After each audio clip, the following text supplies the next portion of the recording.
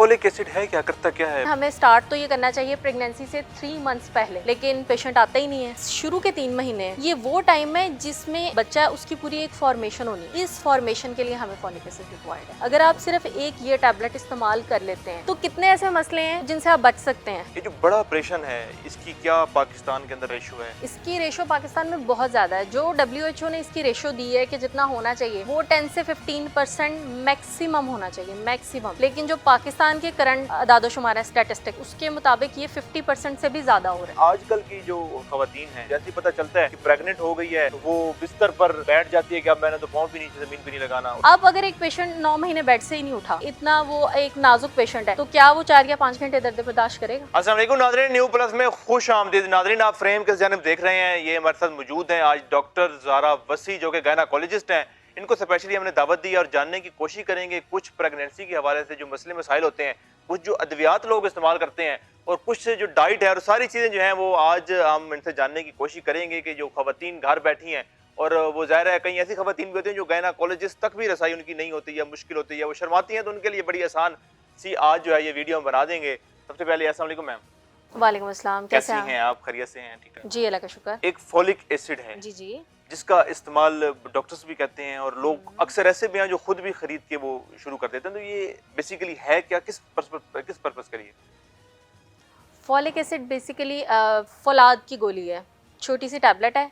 और ये आपने बहुत अच्छी बात की है कि ये डॉक्टर्स भी प्रिस्क्राइब करते हैं और इसके बारे में काफ़ी हद तक अवेयरनेस है लोगों को, लोग खुद भी इस्तेमाल कर लेते हैं। अब फॉलिक एसिड बेसिकली कब देते हैं? हम फॉलिक एसिड देते हैं जब कोई भी एक फ़ीमेल अर्ली प्रेगनेंसी में हमारे पास आती है। जैसे वो प्रेग्नेंट होती है, उसने घर में अपना प्रेगनेंसी टेस्ट किया, वो पॉजिटिव आता है, तो उसके बाद हम उसे फॉलिक एसिड स्टार्ट करवाते हैं। अब जो फॉलिक एसिड है, जो हमारे पास रिकमेंडेशंस हैं, हाँ जी। वो बेसिकली ये है कि हमने जो फॉलिक एसिड स्टार्ट करवाना है वो प्रेगनेंसी में स्टार्ट नहीं करवाना, हमने बिफोर प्रेगनेंसी स्टार्ट करवाना है। मतलब प्रेगनेंसी स्टार्ट होने से 3 महीने पहले एक फ़ीमेल को चाहिए कि वो फॉलिक एसिड स्टार्ट कर दे। ये फोलिक एसिड है क्या, करता क्या है?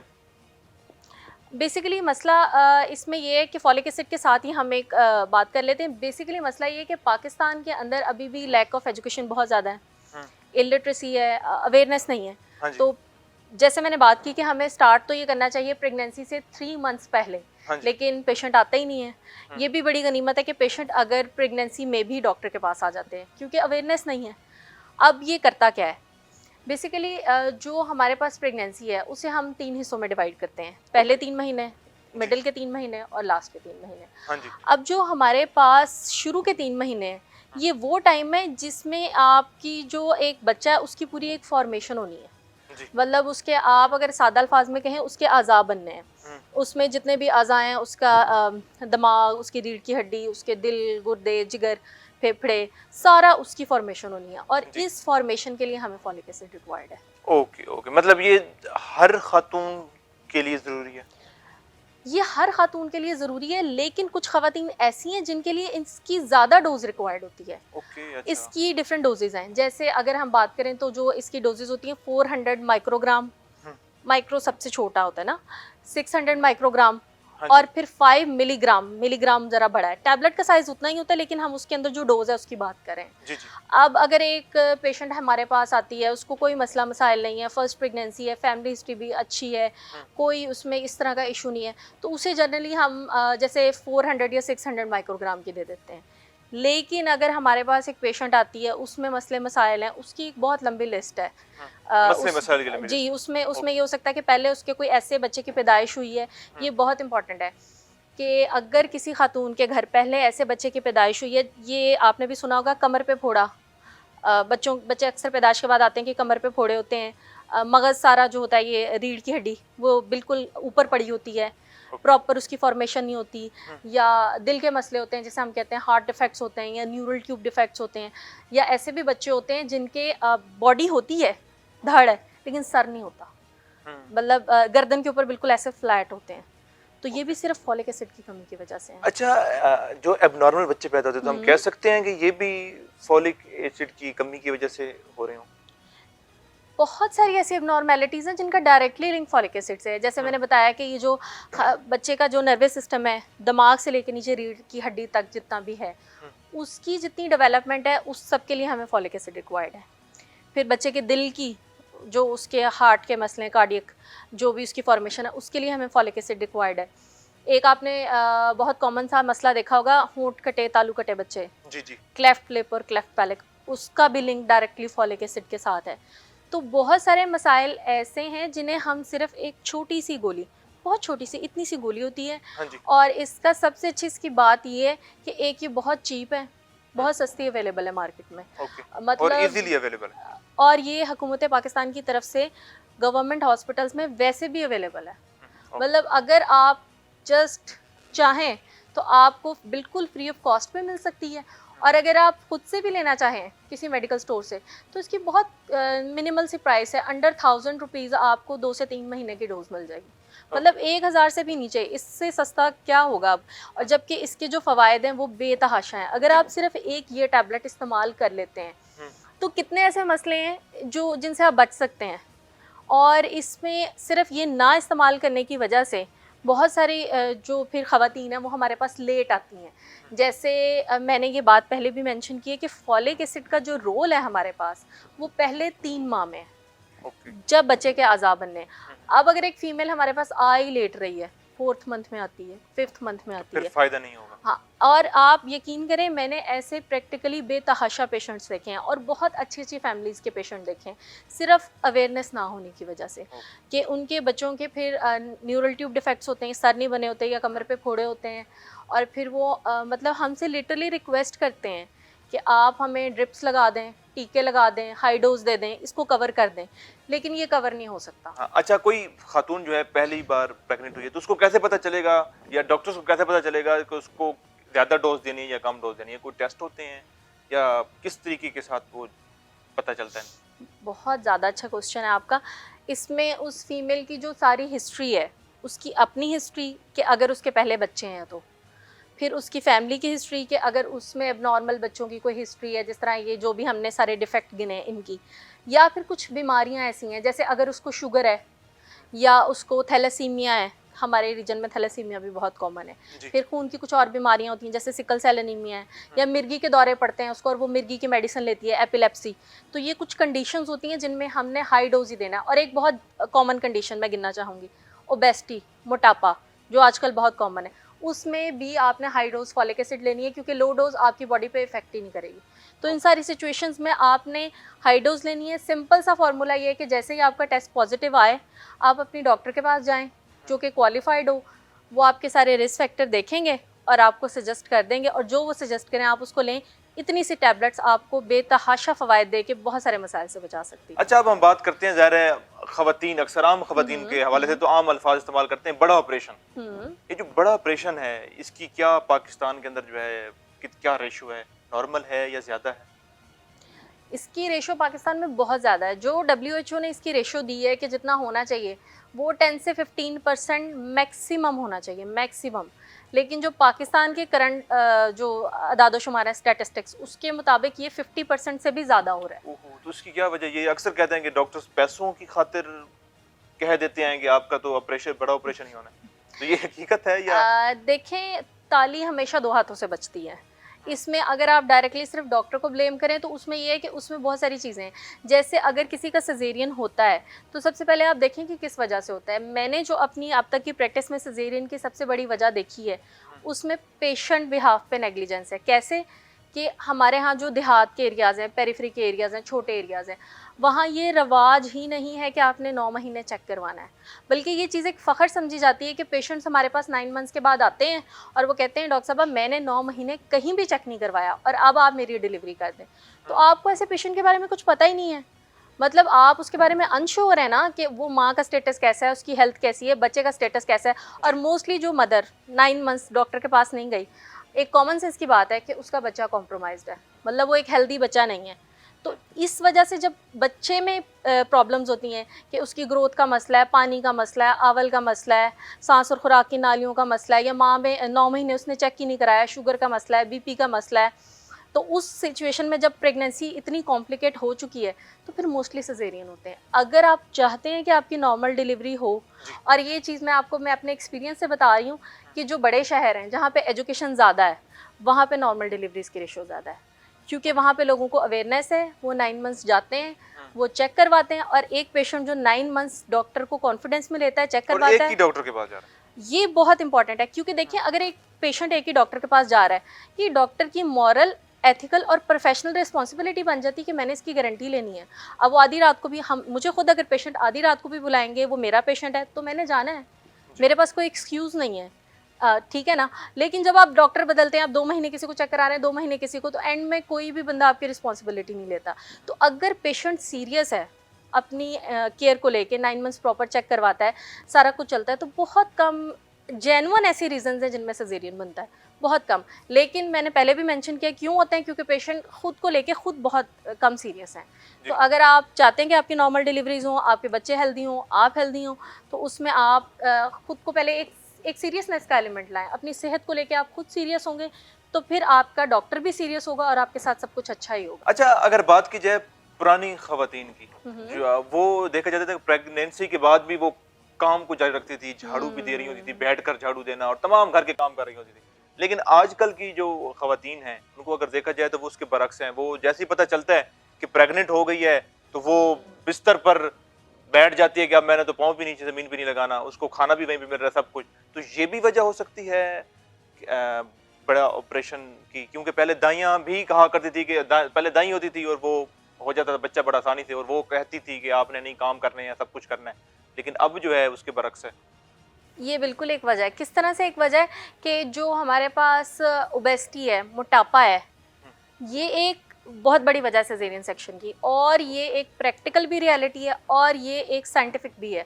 जो गाइडलाइंस में है उसमें भी लिखा हुआ है कि जो हमारे पास ओबेसिटी है, यानी कि जो मोटापा है, वो एज सच एक रिस्क फैक्टर है कि नॉर्मल डिलीवरी नहीं होगी और पेशेंट का सिजेरियन होगा। तो जब देखें, अगर आपका लाइफस्टाइल ही ऐसा है कि आप बिल्कुल बेड पे बैठे हुए हैं, आप चल फिर ही नहीं रहे हैं, तो एक तो ये है कि जाहिर सी बात है उसमें ओबेसिटी आएगी, मोटापा आएगा। सेकेंडली ये है कि देखें जो नॉर्मल डिलीवरी है उसमें पेशेंट का, जो मरीज़ है उसका एक पेशेंस लेवल, एक सब्र होना बहुत ज़रूरी है, क्योंकि ये एक थोड़ा सा लेंथी प्रोसीजर है। हाँ, उसमें अब पेनलेस डिलीवरीज, एपिड्यूरल, ये सारा कुछ आ गया है। लेकिन पेनलेस डिलीवरी जो हम करते हैं, कमर में एक टीका लगता है एपिड्यूरल का, उसके बाद पेशेंट की होती नॉर्मल डिलीवरी है लेकिन उसको पेन्स फील नहीं होती। लेकिन उसमें भी हम जाते पेशेंट को नहीं लगा सकते। शुरू की कुछ घंटे की 5 के 6 घंटे की दर्दें उसको लेनी है। उसके बाद अब अगर एक पेशेंट 9 महीने बेड से ही नहीं उठा, या वो इतना कह लें कि इतना वो एक नाजुक पेशेंट है, तो क्या वो 4 या 5 घंटे दर्द बर्दाश्त करेगा?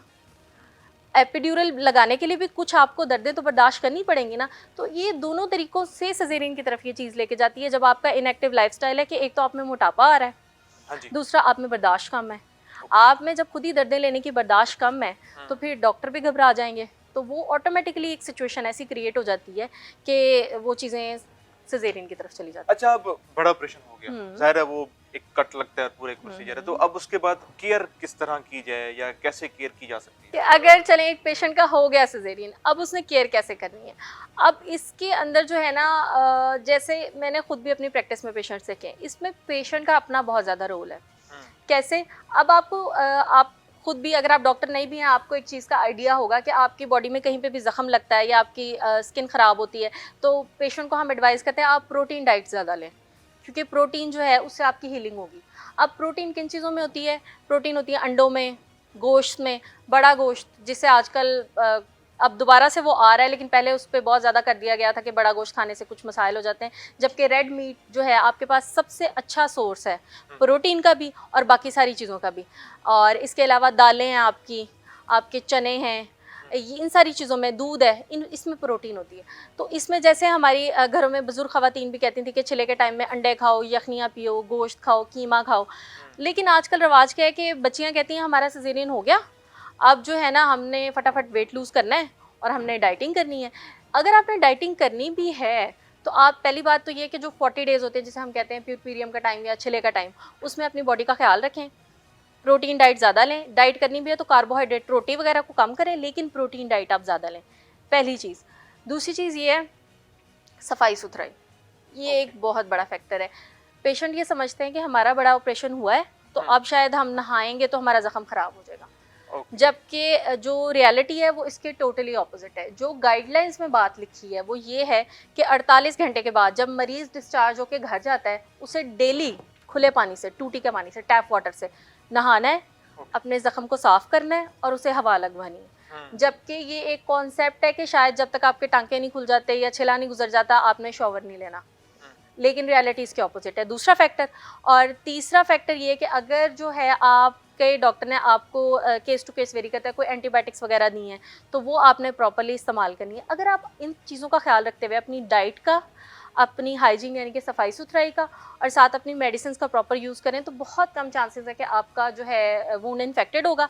उसमें फिर एक दो रीजंस आ जाती हैं कि जहाँ आपने सिजेरियन करवाया है, या तो ये कि वहाँ का माहौल कैसा था, औजार साफ़ थे या नहीं थे, स्टेरिलाइजेशन कैसी थी। आमतौर पे अगर अच्छे सेटअप्स में अच्छे तरीके से सिजेरियन किए जाएँ और इन पॉइंट्स का ख्याल रखा जाए तो कम चांसेस है कि वुंड ख़राब होगा। अच्छा, कितनी बार हो सकता है सिजेरियन, कितनी बार करवाया जा सकता है सिजेरियन? अगर तो एक पेशेंट है जिसमें कोई एक्स्ट्रा मसाइल नहीं है, जैसे सिर्फ एक सिजेरियन है, एक सेहतमंद हाँ बिल्कुल एक सेहतमंद पेशेंट है, कोई एक्स्ट्रा मसाइल नहीं है, तो जो हमने प्रैक्टिकली देखा है 5 दफ़ा वाले भी पेशेंट हमने देखे हैं। अच्छा। कि आप 4 से 5 दफ़ा करवा सकते हैं। मोस्टली चौथी या 5वीं दफ़ा आपको एडवाइस किया जाता है कि आप बच्चे बंद करवा दें, क्योंकि वो बार बार जब आपके सिजेरियन होते हैं तो अंदर से आपकी जो है अज़ा जितने भी हैं, अंते मसाना, वो जुड़ जाते हैं आपस में, वो वीक भी हो जाते हैं और वो जुड़ भी जाते हैं।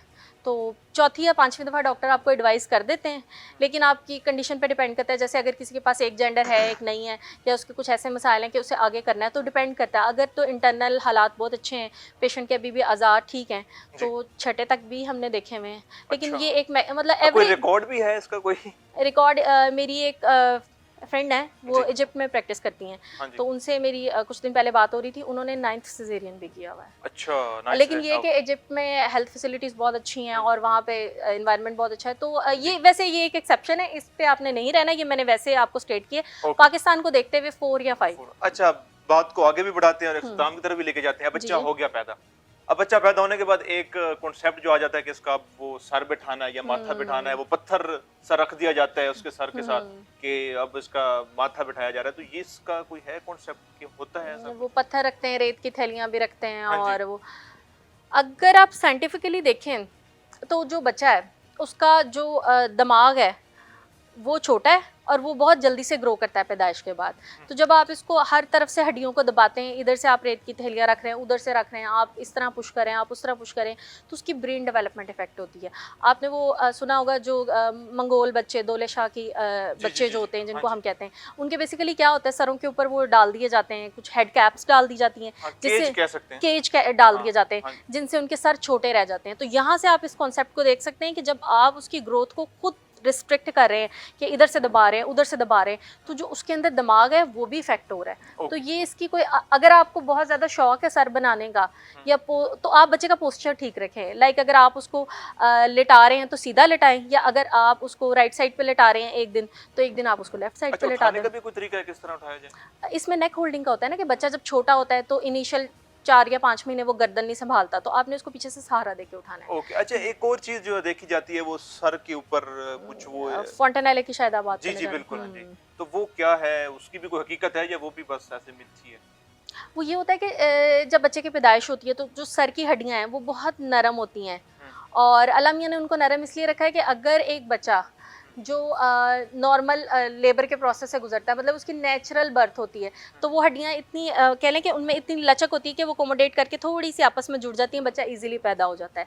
अगर सर बहुत ज़्यादा सख्त हो तो ये अल्लाह की कुदरत है ना, फिर नॉर्मल डिलीवरीज तो पॉसिबल ना हो, तो वो हड्डियाँ अभी बच्चे की जो कच्ची होती है, नाजुक होती है, और उसके अंदर स्पेस होती है, दो वो बनते हैं, एक इंटीरियर और एक ये पोस्टीरियर, उसको फॉन्टेनेले हम कहते हैं। वो बेसिकली हड्डियों में स्पेस होती है, तो वो कुदरती तौर पे होती है। जैसे जैसे बच्चा बड़ा होता है वो खुद ही क्लोज हो जाती है, उसको आपने बहुत ज़्यादा छेड़ना नहीं है, उसको आपने बहुत ज़्यादा टच नहीं करना, बल्कि ये उसकी एक मैं आपको बता देती हूँ कि जैसे आजकल सीज़न आ रहा है ये लूज मोशन डायरिया का, तो वहाँ से डॉक्टर्स भी चेक करते हैं कि अगर वो बिल्कुल वो जो अंदर पिचक गया है, मतलब अंदर को घुस गया है, तो उससे हमें पता लगता है बच्चे में पानी की कमी हो गई है। अगर वो बिल्कुल लेवल पे है, ठीक है, तो कोई मसला नहीं है, हर बच्चे में होता है, बच्चा ग्रो करेगा, खुद ही बंद हो जाएगा, आप उसके साथ छेड़छाड़। चलें डॉक्टर साहब, आपका बहुत बहुत शुक्रिया। जी नाज़रीन, बिल्कुल मैं उम्मीद करता हूँ आपको बहुत सी चीज़ों की समझ आ गई होगी। अगर कुछ सवालात आपके जहन में हैं तो आप कमेंट सेक्शन में हमसे पूछ सकते हैं। हम अगले प्रोग्राम में इंशाल्लाह डॉक्टर साहबा से वो तमाम सवालात पूछेंगे। हमें दीजिए इजाज़त। अल्लाह ने के बाद।